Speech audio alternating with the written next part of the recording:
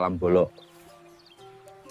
Di tiap perayaan kemerdekaan 17 Agustus, sampean sering lihat panjat pinang kan? Ngerti gak sampean? Lomba panjat pinang adalah lomba warisannya penjajah. Warisannya Zionis Belanda. Dulu penjajah menghina orang pribumi dengan sebutan inlander. Derajatnya lebih rendah dari binatang. Lah, julukan inlander itu di tahun 1930-an dikembangkan lagi, lebih hina lagi.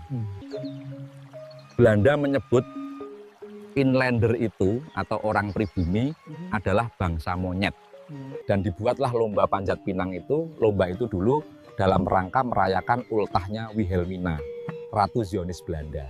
Pinangnya dilumuri oli sehingga licin, hadiahnya juga kecil, tapi banyak orang pribumi yang antusias ikut lomba. Monyet kan suka memanjat dan jago. Ketika orang-orang pribumi berhasil ambil hadiah, fix julukan itu seolah sesuai fakta. Dan orang Belanda beramai-ramai menyoraki orang-orang pribumi yang ikut lomba, seolah mereka melihat monyet beneran yang berlomba. Orang-orang pribumi saling menginjak antar sesama pribuminya hanya untuk berebut hadiah yang remeh-temeh. Dan itu perlambang betapa mudahnya orang pribumi dibohongi dan diadu domba. Dan itu seolah membenarkan hinaan Jan Pieter Zoon-Koen, Gubernur Jenderal Belanda terkejam selama penjajahan dulu. Dia bilang, orang pribumi itu bisa saling bunuh antar sesamanya untuk materi yang nggak seberapa.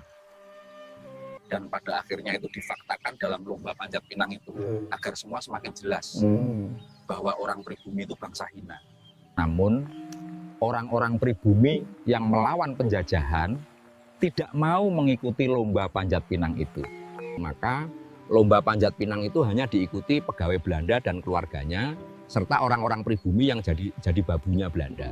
Dari fakta sejarah itu kita harus cerdas membedakan mana kaum pribumi inlander, mana bangsa Indonesia.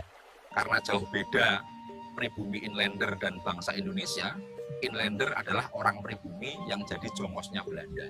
Sedangkan bangsa Indonesia adalah pribumi yang menentang penjajah, melawan segala bentuk pembodohan dan penjajahan Belanda. Dan kelahiran bangsa Indonesia itu terjadi saat peristiwa Sumpah Pemuda 1928 itu. Kelahiran bangsa Indonesia melepaskan jerat kehinaan sebutan inlander yang melekat pada kaum pribumi.